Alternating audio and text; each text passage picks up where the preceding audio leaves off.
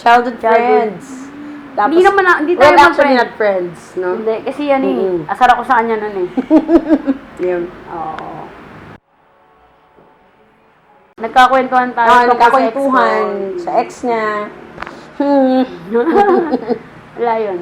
Yun, parang naging friend ako. Tapos yun, doon na lang nag-start. Wala actually ligawan. Well, actually, hanggang ngayon, pag mainit ulo ko, nililigawan niya pa rin ako. Dudala niya ako ng flowers, lulutuan niya ako ng gusto kong food. Kasi magaling siya magluto. Hindi naman, marunong lang.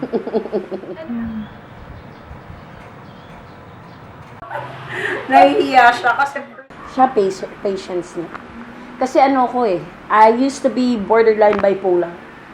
But now I only have major depression. So I don't drink any meds or what. Kaya yung sudden change of siya kaya niyang i-handle. Pero minsan na nag-freak out na rin siya. Pero nagsasorry naman ako Kaya madali siya magalit Eh ako pasensya. Mahaba pasensya ko. Hanggat kaya ako, intindihin naman. Meron ka ba? Hindi malambing. Masiga. Musika sa bako? Minsan. Hindi. Saka ngayon, totoo siya. Yan.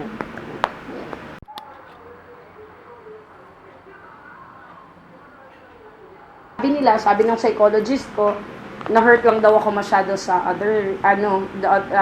sa other sex. So, maybe it's the reason why I'm clinging into the same sex. Sabi ko, hindi naman It's not the sexual preference, it's the person. You know, pag mahal mo yung tao, kahit ano pa yan, transgender ba yan, ano ba yan, it's love. That's it. Ganun lang ako.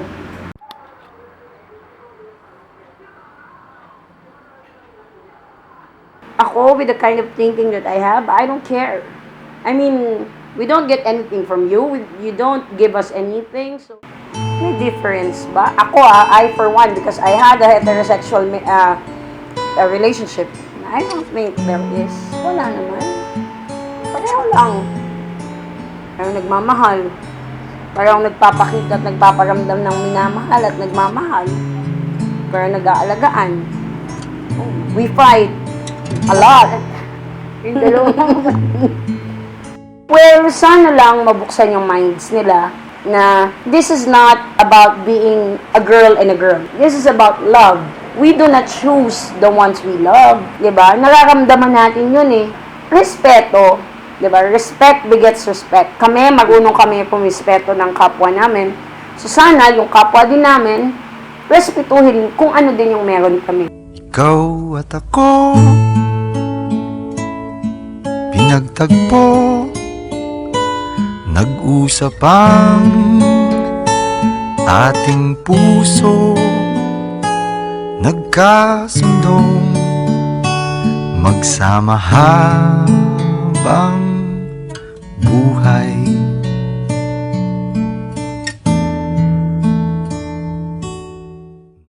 Ako, 10 years from now, I just hope mas open na yung pagdating sa work, di ba? Yung job offerings, lahat. Okay, transgender siya, Hindi di ba? naman tinitingnan Hindi naman yun ang tinitignan ng Diyos Yung pagkatao mo Di ba? Yung importante. Hindi yung... Sana mawala na yun. So hopefully, 10 years from now, mawala yun. Ikaw at ako, pinagtagpo, nag-usap ang ating puso, nagkasundong magsama habang buhay.